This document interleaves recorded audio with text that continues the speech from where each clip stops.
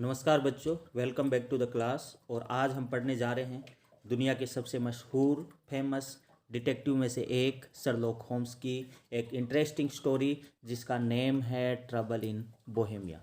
Trouble in Bohemia जो कि 12th English compulsory के पनोरमा बुक चैप्टर नंबर 6 के रूप में आपके सिलेबस में है और जिसके राइटर है आर्थर कैनन डॉयल। तो बच्चों, ये जो स्टोरी अपन पढ़ने वाले हैं ये शर्लॉक होम्स की एक डिटेक्टिव स्टोरी है, एक जासूसी की कहानी है। शर्लॉक होम्स जिसके बारे में मैं आपको बता दूं, ये एक फिक्शनल कैरेक्टर है, एक काल्पनिक पात्र है जिसकी रचना आर्थर कैनन डॉयल ने की है। तो शर्लॉक होम्स है, इसकी बहुत सारी जासूसी की कहानियाँ है जो कि फेमस है और उसके ऊपर बहुत सारी मूवीज़ और टीवी सीरियल्स भी बने हैं।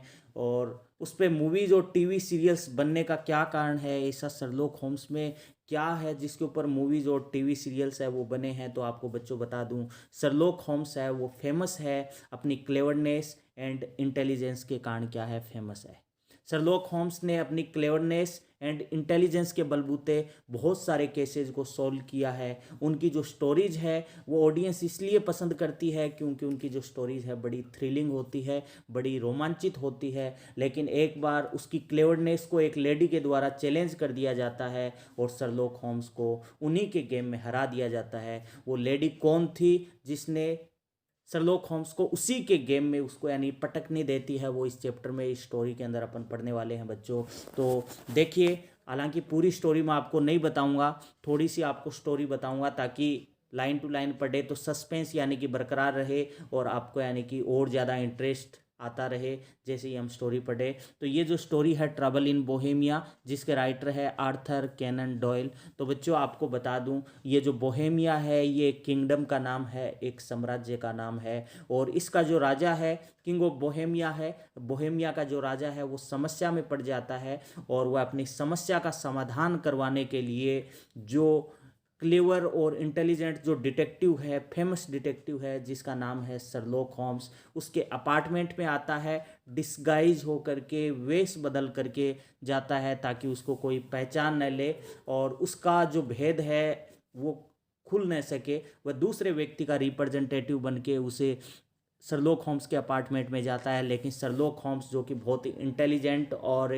क्या था, चतुर जासूस था, वह राजा को उस डिस्गाइज में ही पहचान लेता है और योर मेजेस्टी कह करके यानी कि पुकारता है। अब राजा है वो एडमिट करता है कि हाँ मैं किंग ऑफ बोहेमिया हूँ और मैं आपके पास एक इम्पोर्टेंट मैटर लेकर के आया हूँ और मुझे उम्मीद है कि आप मेरी समस्या का समाधान करोगे। तो अब किंग ऑफ बोहेमिया है वो शर्लॉक होम्स को क्या करता है, अपनी स्टोरी बताता है और स्टोरी इस तरह से है, उसकी समस्या क्या है। किंग ऑफ बोहेमिया बताता है कि कुछ समय पहले जब वो प्रिंस था, युवराज था और युवा भी था, उस समय वो वारसा गया हुआ था और वारसा में उसे एक लेडी मिल जाती है जिसका नाम था आयरन एडलर। आयरन एडलर जो कि बहुत ही सुंदर यानी कि लेडी है और अमेरिकन एक्ट्रेस है, वह उससे प्रेम करने लगता है और आयरन एडलर भी क्या करने लगती है, उससे प्रेम करने लग जाती है। दोनों एक दूसरे से यानी कि प्रेम करते हैं, गहरा प्रेम करने लग जाते हैं एक दूसरे को, यानी कि अपना प्रेम का इजहार करने के लिए एक दूसरे क्या करते हैं, लव लेटर्स यानी कि देते हैं एक दूसरे के साथ, अपनी जो फोटोज़ है वो शेयर करते हैं। लेकिन ये बात है जो प्रिंस था, राजकुमार था बोहेमिया का, उसके पेरेंट्स को पता चल जाती है और उसके जो पेरेंट्स हैं और उसके जो राज्य के लोग हैं वो अब प्रिंस के ऊपर जोर डाल रहे हैं कि आप आयरन एडलर को क्या कर दीजिए, गिव अप कर दीजिए, मतलब छोड़ दीजिए। और उसका गिव अप करने का मेन कारण, ये कराने का मेन कारण यही था कि जो आयरन एडलर थी वो रॉयल ब्लड नहीं थी, शाही खानदान की लड़की नहीं थी। और जो प्रिंस जो था, राजकुमार था, वह क्या करता है, अपने माता पिता की बात रखते हुए और राज्य की प्रति जो रिस्पॉन्सिबिलिटीज़ थी उसका ध्यान रखते हुए वह आयरन एडलर को गिव अप कर देता है।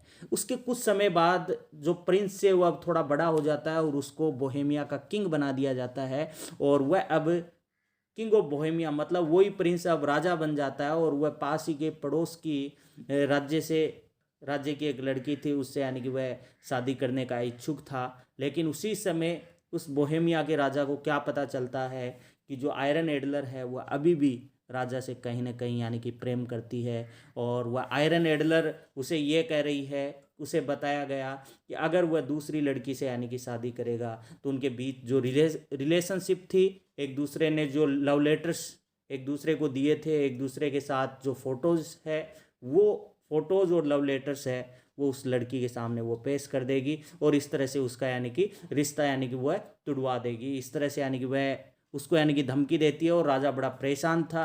राजा पुलिस भेज करके उसकी यानी तलाशी भी लेता है उन लेटर्स की, उनके अपार्टमेंट में, और जो फोटोज़ थी उनकी भी यानी कि तलाशी यानी दिलवाता है। रास्ते में, गली में या ट्रेवलिंग करते समय भी यानी कि उसे क्या करता है, आयरन एडलर को रुकवाया जाता है, उसकी तलाशी ली जाती है, लेकिन वो फोटोज़ और लेटर्स है वो नहीं मिल पाते हैं। अब राजा बड़ी दुविधा के अंदर है कि कहीं मेरा और उनके बीच जो रिलेशनशिप था वो उस राजकुमारी को यानी कि न पता चल जाए कि शादी होने से पहले यानी कि शादी टूट जाएगी। तो ऐसा डर था। इस समस्या का समाधान करवाने के लिए वो क्लीवर्ड जो यानी कि चतुर और इंटेलिजेंट जो जासूस था जिसका नाम था शर्लॉक होम्स, उसके पास आता है, और शर्लॉक होम्स किस तरह से उसकी यानी कि मदद करता है और क्या वो सफल हो पाता है या नहीं हो पाता है, तो वो इस स्टोरी के अंदर अपन बच्चों यानी कि पढ़ने वाले हैं। तो सबसे पहले ट्रैवल इन बोहेमिया स्टोरी शुरू करें। इसके अंदर आपको बता दूं 3-4 करेक्टर है, उनकी थोड़ी चर्चा कर लेते हैं। तो सबसे पहले जो करेक्टर है वो है किंग ऑफ बोहेमिया, बोहेमिया का राजा जो कि ट्रैवल में है। और नंबर 2 जो करेक्टर है जिसका नाम है शर्लॉक होम्स, जो कि एक क्लेवर और इंटेलिजेंट डिटेक्टिव है। और नंबर 3 जिसका नाम है वॉटसन, वॉटसन जिसका थोड़ा सा रोल है इसके अंदर। वॉटसन कौन है? जो शर्लॉक होम्स है उसका असिस्टेंट है। और नंबर 4 जो सबसे यानी कि ज़्यादा इंपॉर्टेंट यानी करेक्टर की बात करें इस स्टोरी के अंदर, वो है आयरन एडलर, जो कि एक ब्यूटीफुल आयरन एडलर है, एक सुंदर आयरन एडलर जो कि अमेरिकन एक्ट्रेस है। तो ये 4 करेक्टर है। अब देखिए स्टोरी को अपन लाइन टू लाइन पढ़ना शुरू करते हैं। आपको कुछ बातें मैंने बता दी है इसकी कि स्टोरी के अंदर क्या होता है, लेकिन पूरी बातें मैं आपको नहीं बताने वाला हूँ, क्योंकि पूरी बातें अगर मैं आपको बता दूंगा तो स्टोरी का जो सस्पेंस है वो यानी कि चला जाएगा। तो आपके यानी कि रुचि बनी रहे स्टोरी के अंदर, इसलिए थोड़ा सा मैंने बताया है। तो उम्मीद करता हूँ कि आगे की जो स्टोरीज़ है आप लाइन टू लाइन ज़रूर पढ़ोगे, और किसी तरह की आपको यानी कि कोई समस्या होगी, दिक्कत होगी, वो मेरे साथ ज़रूर शेयर करोगे। तो ट्रैवल इन बोहेमिया, इसके जो अबाउट द राइटर है इसके बारे में ज़्यादा पढ़ने की अपन को ज़रूरत नहीं है, क्योंकि अबाउट द राइटर के बारे में क्वेश्चन है वो एग्ज़ाम में नहीं पूछा जाता है। अपन क्या करते हैं, स्टोरी को लाइन टू लाइन यानी कि पढ़ना शुरू करते हैं। तो देखिए क्या होता है कि whenever Sherlock Holmes spoke of Irene Adler, कि यहाँ पे उसका जो फ्रेंड है या असिस्टेंट है वॉटसन, वो क्या कहता है, उसका दोस्त बोल रहा है कि व्हेनेवर, कि जब भी शर्लॉक होम्स स्पोक बोला करता था of Irene Adler, iron Adler के बारे में, it was in terms of great respect. तो वह कैसे शब्दों में बोला करता था? बड़े ही ग्रेट रिस्पेक्ट के शब्दों में, बड़े ही आदर के साथ यानी कि बोला करता था। तो बच्चों बात करें कि ये आयरन एडलर वही लेडी है जिस लेडी ने उसकी क्लेवरनेस को, शर्लॉक होम्स की क्लेवरनेस को यानी कि चैलेंज किया, और उसी के गेम में उसको यानी कि हरा दिया। वो कैसे हराया इसका जो भेद है वो लास्ट में खुलेगा स्टोरी के। तो देखिए कि वॉटसन क्या कहता है कि जब भी शर्लॉक होम्स यानी कि बोला करता था आयरन एडलर के बारे में, वो it was in terms of great respect. तो वो कैसे शब्दों में बोला करता था? ग्रेट रिस्पेक्ट के शब्दों में यानी बोला करता था। बच्चों इस पैराग्राफ से एक क्वेश्चन भी निकलेगा, और वह सी वॉज ऑलवेज द वुमेन, और वह उसकी रिस्पेक्ट यानी आदर से क्यों बोला करता था? इसके लिए क्योंकि आयरन एडलर हमेशा दी वुमेन थी, हमेशा विशेष यानी कि महिला थी। बच्चों इसमें क्वेश्चन पूछा जा सकता है कि why did the Sherlock Holmes had a great respect for Irene Adler, कि why did the Sherlock Holmes, कि शर्लॉक होम्स है वो हैड ए ग्रेट रिस्पेक्ट, बहुत ज़्यादा रिस्पेक्ट क्यों करता था, किसके लिए, यानी कि किसके बहुत ज़्यादा रिस्पेक्ट क्यों थी? आयरन एडलर के प्रति। तो देखिए क्यों थी, तो अपन बात करें कि आयरन एडलर एक तो क्या थी, वो जेन एक्सट्रीमली क्लेवर, बहुत ज़्यादा यानी कि एक चालाक डिटेक्टिव थी, लाइक किसकी तरह, शर्लॉक होम्स की भांति, यानी कि वह थी चालाक थी, जो कि अपन को लास्ट में पता चलेगा। और वह शर्लॉक होम्स को उसी के गेम में उसे मात दे देती है। और शी वॉज ऑलवेज क्या थी, दी वुमेन थी, वह हमेशा क्या थी, विशेष यानी कि महिला थी। और दिस डिड नॉट मीन, यानी कि वह विशेष महिला थी इसलिए यानी कि वह उसके प्रति यानी ग्रेट रिस्पेक्ट नहीं करता था। दिस डिड नॉट मीन, इसका मतलब यह नहीं था कि he was in any way sentimental, कि यानी कि वह दी वुमेन थी और वह भावुक हो जाता था अबाउट हर, उसके बारे में। But throughout his long career, लेकिन वो अपने पूरे लंबे जीवन काल में क्या पाता है कि Irene Adler had been one of the few persons, कि आयरन एडलर क्या थी, अनेक पर्सन्स में से एक पर्सन थी, वो हैड प्रूवन, जिन्होंने साबित किया, to be just as clever, कि वह उतनी ही चालाक थी, एज शर्लॉक होम्स हिमसेल्फ, जितना कि कौन था, शर्लॉक होम्स स्वयं था। तो ये कैसे यानी साबित करता है, ये बच्चों स्टोरी जब पढ़ेंगे तो उसके लास्ट में पता चलेगा कि वो उसकी रिस्पेक्ट इसलिए करता था। एक तो आयरन एडलर क्या थी, एक्सट्रीमली क्लेवर थी, बहुत ज़्यादा चालाक थी, चालाक डिटेक्टिव थी, लाइक किसकी तरह, शर्लॉक होम्स की तरह। और साथ में she was always the women, वह हमेशा दी वुमेन थी। और she had been one of the few persons, वह अनेक पर्सन में से एक थी, वो हैड प्रूव्ड हरसेल्फ, जिन्होंने अपने आप को साबित किया कि वो क्लेवर है, चालाक है, एज किसकी समान, यानी कि शर्लॉक होम्स के समान, यानी वो चालाक थी, इसलिए वह हमेशा उसके प्रति यानी कि ग्रेट रिस्पेक्ट यानी कि वाले शब्दों का ही यूज करता था।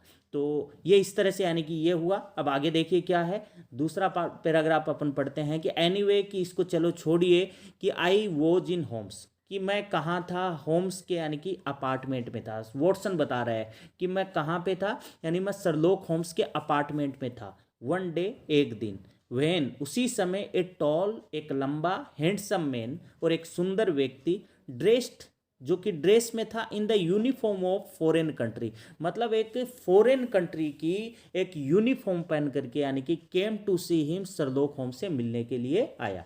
तो वह क्या कहता है शर्लॉक होम्स के बारे में, यानी कि वॉटसन ये बताता है, पहले में ये बता दिया कि वो आयरन एडलर के प्रति हमेशा ग्रेट रिस्पेक्ट का शब्दों का यूज करता था, ठीक है।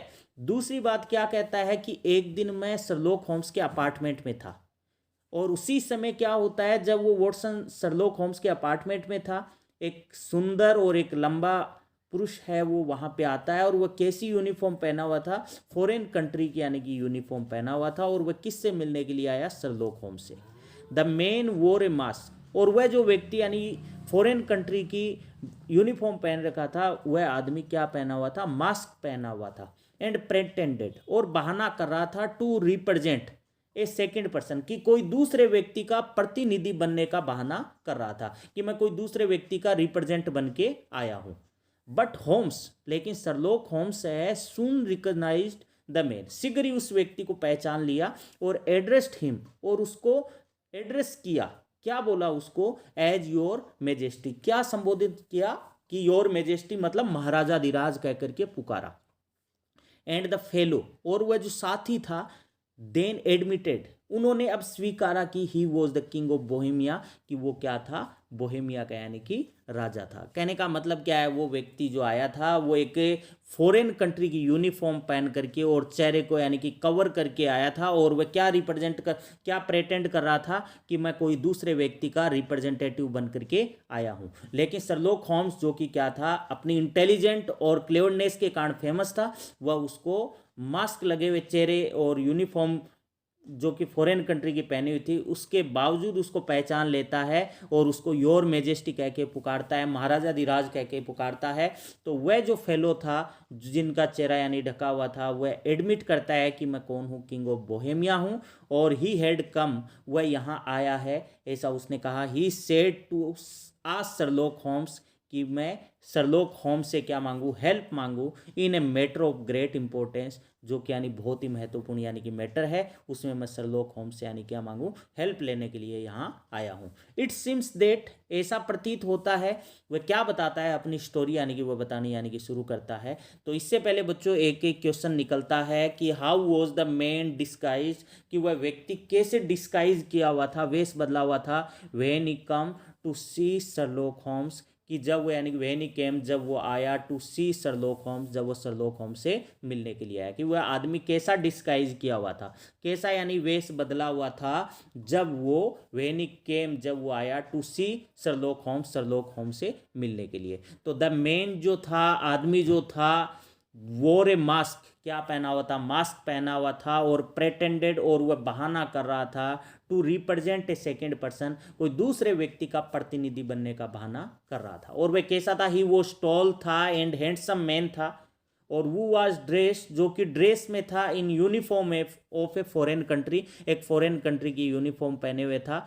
और शर्लॉक होम्स उसे क्या कर लेता है, रिकॉग्नाइज कर लेता है, उसे पहचान लेता है। तो दो क्वेश्चन यानी कि बच्चों इसमें बने। पहला तो ये था कि शर्लॉक होम्स आयरन एडलर के प्रति ग्रेट रिस्पेक्ट वाले शब्दों का यूज क्यों करता था, क्योंकि वह हमेशा दी वुमेन थी, वो उतनी चालाक थी जितनी कि यानी कि शर्लॉक होम्स से मानता था। नंबर 2 कि वह व्यक्ति जो शर्लॉक होम्स के अपार्टमेंट में आया वो कैसा दिखता था या कैसा वेश धारण कर रखा था, तो चेहरा उसने कवर कर रखा था मास्क से, और वह प्रेटेंडेड कर रहा था, बहाना कर रहा था एक दूसरे पर्सन का यानी कि रिप्रेजेंटेटिव बनने का, और साथ ही में यानी कि वह क्या पहना हुआ था, एक फॉरेन कंट्री की यूनिफॉर्म पहना हुआ था, लेकिन उसने पहचान लिया और उसको क्या कहता है, योर मेजेस्टी कह करके पुकारता है। और जब वो योर मेजेस्टी कहता है, वो समझ लेता है कि मैं पकड़ा गया, मेरे को पहचान लिया गया है, तब वो क्या कहता है, मैं एक ग्रेट इंपॉर्टेंट एक मैटर है उसमें आपकी हेल्प लेने के लिए आया हूँ। अब वो अपनी स्टोरी बताता है। स्टोरी क्या है बच्चों, अब देखिए, जो कि मैं आपको बता चुका हूँ कि इट सिम्स दैट, कि ऐसा प्रतीत होता है कि 5 years अर्लियर, कि 5 साल यानी कि पहले क्या होता है, बिफोर 5 साल पहले, ही हैड बिकम किंग, यानी राजा बनने से पहले, ही हैड बीन इन वारसा, वह कहाँ गया हुआ था, एक वारसा गया हुआ था, एक जगह का नाम है, ऑन ए विजिट, एक विजिट पे, and had fallen in love, और वह वहाँ प्रेम में पड़ गया, with a beautiful American actress, किसके प्रेम में पड़ गया, एक सुंदर अमेरिकन एक्ट्रेस जिसका नाम क्या है, मिस आयरन एडलर। वह क्या बताता है कि ऐसा प्रतीत होता है कि 5 years अर्लियर ही हैड बीन बिकम किंग, यानी कि वह किससे पहले, यानी कि राजा बनने से पहले वह कहाँ गया हुआ था, ही हैड बीन इन वारसा, वह एक वारसा पे गया हुआ था विजिट पे, और वहाँ पे हैड फॉलन इन लव, और वह प्रेम में पड़ गया with a beautiful American actress जिसका नाम था मिस आयरन एडलर। अब होता क्या है कि वह प्रेम में तो पड़ गए, आगे क्या होता है, वह बताता है कि I was crown Prince at the time, कि मैं उस समय क्राउन प्रिंस था, युवराज था। और वह क्या कहता है, ही एक्सप्लेन्ड, उसने एक्सप्लेन किया, एंड आई वॉज यंग, और मैं युवा भी था, कहने का मतलब मैं युवा था, युवराज था, और लड़की दिखी और उसके प्रेम में पड़ गया। शॉर्टली आफ्टर, और उसके थोड़े समय बाद ही क्या होता है, आई बिकेम किंग, मैं क्या बन गया, मतलब इस इंसिडेंट के कुछ समय बाद मैं राजा बन गया। अब होता क्या है, देखिए यहाँ इंपॉर्टेंट क्वेश्चन निकलने वाला है बच्चों, मैं आपको बताऊंगा कि Irene Adler was not of royal blood, कि आयरन एडलर क्या नहीं थी, रॉयल ब्लड नहीं थी, शाही खानदान की नहीं थी। My family and the members of the government found out, मेरा परिवार और जो मेंबर्स ऑफ द गवर्नमेंट, सरकार के जो यानी सदस्य थे, उन्होंने पाया, अबाउट द मैटर, इस मैटर के बारे में उन्हें पता चल गया, उन्हें पता चल गया कि आयरन एडलर और उन दोनों के बीच यानी कि लव चल रहा है, और उन्हें यह भी पता चला कि वो क्या नहीं है, रॉयल ब्लड की नहीं है, उसके फैमिली मेम्बर्स को पता चला, और जो गवर्नमेंट के सदस्य थे उनको भी पता चल गया इस मैटर के बारे में। और नेचुरली, स्वाभाविक रूप से, इंसिस्टेड देट, और ये जोड़ दिया गया कि I must give Adler up, कि मैं एडलर को गिव अप कर दूँ, छोड़ दूँ। आई लव्ड हर डीपली, मैं उसे बहुत ज़्यादा गहराई से प्रेम करता था। बट माई फर्स्ट रिस्पॉन्सिबिलिटी, लेकिन मेरी जो पहली जो जिम्मेदारी थी, वॉज नेचुरली, स्वाभाविक रूप से, टू माई कंट्री, किसके प्रति थी, मेरे देश के प्रति थी। मतलब मैं उससे बहुत ज़्यादा प्रेम करता था, लेकिन मेरी पहली जिम्मेदारी क्या थी, मेरे देश के प्रति थी, और मेरा देश, मेरा परिवार क्या कहता था कि आपको क्या करना होगा, गिव अप करना होगा। तो बच्चों इंपॉर्टेंट क्वेश्चन निकलता है कि why could the king of Bohemia not married Adler, कि why could the king of Bohemia not married the Adler, कि बोहेमिया का राजा है वो एडलर से शादी क्यों नहीं कर सका। तो मेन बात क्या है कि आयरन एडलर है, was not of royal blood, वो क्या नहीं थी, रॉयल ब्लड नहीं थी, शाही खानदान की नहीं थी। The Kings family and members of government insisted, और जो किंग का जो परिवार था और गवर्नमेंट के जो सदस्य थे, उन्होंने जोर दिया कि ही मस्ट गिव अप, उन्हें गिव अप कर देना चाहिए एडलर को, हालांकि ही लव्ड हर डीपली, वो उससे बहुत ज़्यादा प्रेम करता था, बट हिज फर्स्ट रिस्पॉन्सिबिलिटी, उसकी जो पहली जिम्मेदारी थी वो नेचुरली किसके प्रति थी, टू हिज कंट्री, उसके देश के प्रति थी, इसलिए वह क्या नहीं कर सका, he could not married Adler, वह एडलर से शादी नहीं कर सका। तो ये बच्चों इतनी स्टोरी आपको समझ आ गई होगी। अब आगे की बात पढ़ते हैं। द किंग वेंट ऑन, राजा जारी रहता है, टू एक्सप्लेन करना यानी कि जारी रखता है राजा। और अब देखिए यानी कि क्या होता है, और that he was now about to married, कि यानी वो बात तो हो गई, उसको मैंने छोड़ दिया, गिव अप कर दिया, और अब मैं क्या करने वाला हूँ, शादी करने वाला हूँ। To be married a princess, यानी कि एक married a princess of one of the neighbouring countries, कि पड़ोसी देश की एक राजकुमारी से मैं अब क्या करने वाला हूँ, शादी करने वाला हूँ। एंड देट आयरन एडलर, और वह जो आयरन एडलर है वो वॉज स्टिल अपीरेंटली, जो अभी भी ऐसा लग रहा है कि इन लव विद हिम, वो उसके प्रेम में है, कि मैं उससे यानी कि क्या करना चाह रहा हूँ, यानी कि शादी करना यानी कि चाह रहा हूँ किससे, एक पड़ोसी यानी कि देश की, कंट्री की, यानी कि एक राजकुमारी से। लेकिन ऐसा लगता है जैसे कि वह जो आयरन एडलर है वह अभी भी मुझसे प्रेम करती है। हेड सेड, और उसने कहा कि सी वॉज गोइंग टू राइट, और उस राजा ने क्या कहा कि सी वॉज गोइंग टू राइट, कि वो लिखने जा रही है, टू द प्रिंसेस, उस राजकुमारी को, एंड टेल हर ऑल, और वह सारी बातें यानी उसको बता देगी। कहने का मतलब क्या है, मैं दूसरी यानी कि लड़की से शादी करने जा रहा हूँ, आयरन एडलर मुझे अभी भी प्रेम करती है, और वह क्या कह रही है कि मैं लिखने जा रही हूँ, कि उस लेटर्स वगैरह यानी लिखने जा रही हूँ, और सब कुछ यानी कि बताने वाले हूँ। कहने का मतलब क्या है, उनके पास जो राजा के द्वारा लिखित जो लेटर्स थे, फोटोज़ थी, उनके माध्यम से वो उसको क्या कर रही है, थ्रेटेंड यानी कि कर रही है।